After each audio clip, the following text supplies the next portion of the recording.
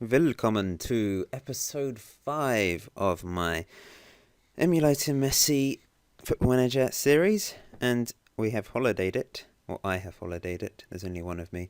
I have holidayed it to the end of the 2015-16 season, and we're going to see how the players are getting on.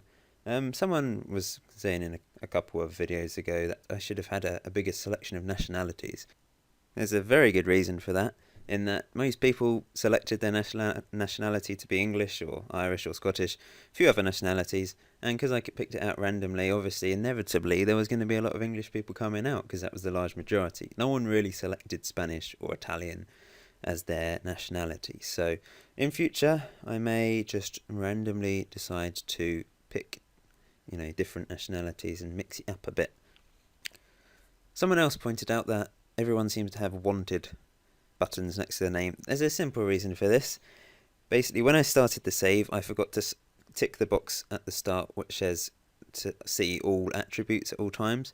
So the problem is, when I holiday it a season, then I can't see everyone's attributes. Some of them are hidden. So I save it on the 31st of May, and then I add another manager, and then I, as like a manager of Chelsea or Man United or something, and then I scout all 24 players, holiday it a couple more days to the 3rd of June, and then look them up, and then I can see all their attributes clearly. And then after that, I go back to the 31st of May and holiday from there on forwards. So it doesn't have any effect on it, me taking control, because that save's then deleted basically. So that's to explain that, why everyone is wanted all the time. So we'd better crack on. First of all, we've got our Icelandic keeper, who still has no contract, still playing for this Icelandic team, which isn't in... Oh, people keep joining the game in the corner here, sorry about that. He still doesn't have a major team, he's still in the lower division of Iceland, but he's still decent. I mean, look at that, he's a very good keeper, 20 years old, has 23 under 21 caps for Iceland, but he's stuck at Vior, playing plenty of games. So in the end, he played 30 games last season, 37 conceded, 7.01 average rating. So far this season, that is an incredible average rating. 15 games, 13 conceded, 7 clean sheets. Very impressive, 7.63 average rating. Oh, it's speaking fast then. Next, we've got Bogdanovic, the Swedish keeper, who has 16 under 21 caps for Sweden. He has moved from Malmo to how do you pronounce that? Göteborg? Sorry. But he moved for free.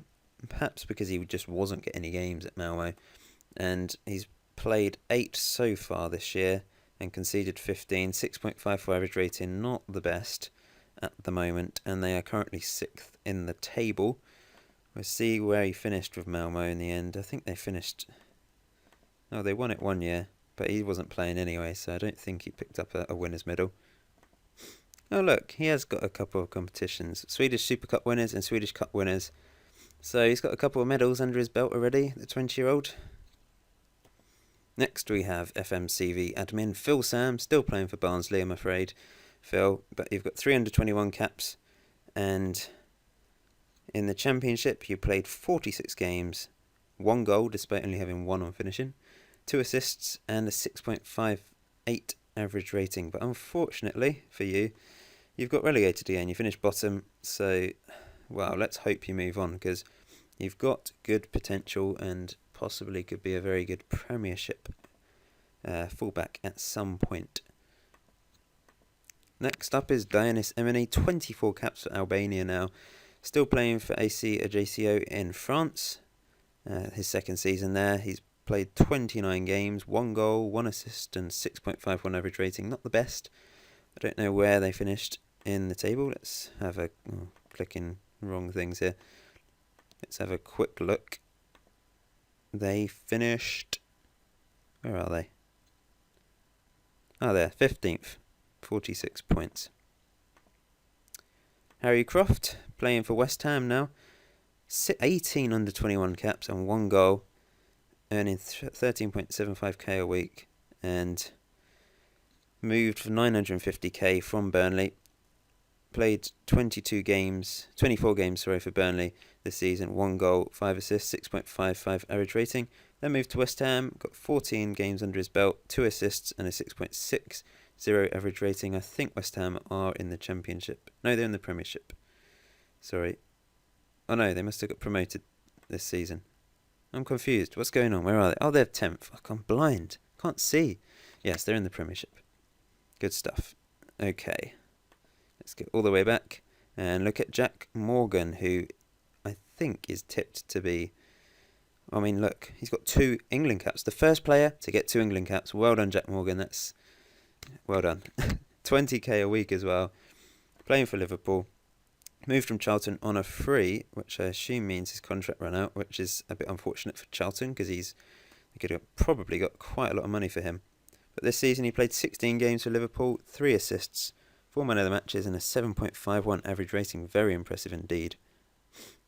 Next we have Teg, who has 7 under-21 caps for England now. Stats, attributes are looking decent, but still having a poor average rating. He's moved from Ipswich for 8.25 million to Watford, who are themselves in the Championship, although they have just got promoted in the playoffs. But, so he's going to be playing in the Premiership next year. But 8.25 million, that's the biggest sum we've seen so far for a player that has not really performed particularly well in his career so far, but obviously still has potential. 34 games this season, 4 assists, 6.43 average rating. I mean, that is the worst he's been, actually. And even though they got promoted, so I don't know why his average ratings are so low. It seems really strange considering how well the team did. Next we have Sam Sutton, the Arsenal fullback, who is tipped for big things. 15 under-21 caps now. His 3rd season at Arsenal now, but played a lot of games last season. 34 in total. 4 assists. Go away this thing, then I can see the average rating. And 6.59 average rating. So, not the best, but he's getting a lot of games for Arsenal, who in the end finished 8th. That was a really poor season for Arsenal. Yeah. Next we have Conor Ure. 21 caps for Scotland now. He's beasting it for them. Only 20 years old. Where's he playing mainly? Left back for Middlesbrough, who are themselves in the Premiership. He moved for free from Motherwell. Another free transfer there. 34 games, 9 assists, very impressive that. 8 man of the matches and a very, very good 7.46 average rating over the entire season. Next is Aaron Dobson, who's possibly the best player out of everyone, just because of he's a defender or midfielder. He's just brilliant long shots and free kicks. 11 caps for Ireland now, and yeah, moved to Middlesbrough as well.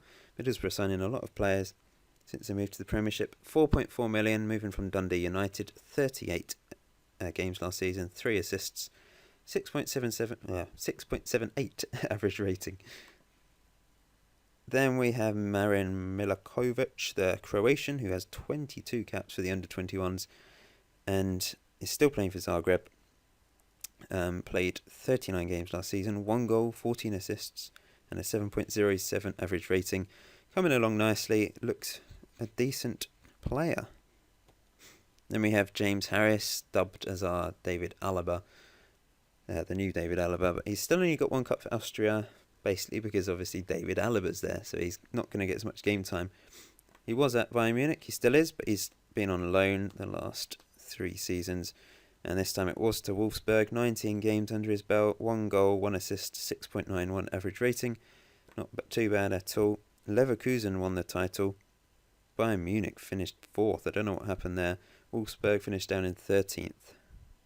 We're up to the halfway point. And next up is James Spence, who's been absolutely sensational for Ipswich over the years. 6 under-21 caps now. I just don't understand why he's not moved, because he's been brilliant every single season. 45 games this season, 11 assists, 7.56 average rating, 10 man of the matches, and yet Ipswich finished 6th. That's the best they've finished so far, but still no promotion for them. But he is a really good player. He should move because he's just been sensational every single season. Next up is Daniel Hubner, still playing for Slask. 14 under-21 caps for Poland, 1 goal. Played 40 games last season, 2 goals, 3 assists, 6.99 average rating. We'll have to see if he moves anytime soon. I don't know where they finished last season. They finished Oh, second, very good. Next up is Ryan Leahy, who's still playing for St Mirren. Doesn't seem to be progressing much, unfortunately. 25 games last season, 1 goal, 6 assists. And why do people keep coming on and off their games? 6.90 average rating overall. 16 caps for under 21s for Ireland as well. Next up is me, and I've moved to Arsenal. I've left Rangers at last. As soon as they got to the Premiership, I play 1 game off the bench and then start to play for Arsenal. But they haven't given me a game. I'm 28 matches in non-competitive games and 7.18 average rating, which is a bit disappointing. But good news for me is that I'm actually in the full England team. I haven't played yet. Despite only having 2 under 21 caps, I've been put in the England team. There's only 2 of us. There's me and... where's the other one gone? Oh wait, I think I'm the only one. Who's the other guy that got 2 England caps? I can't see him there. I might be blind. No, I can't see him. So there's only me.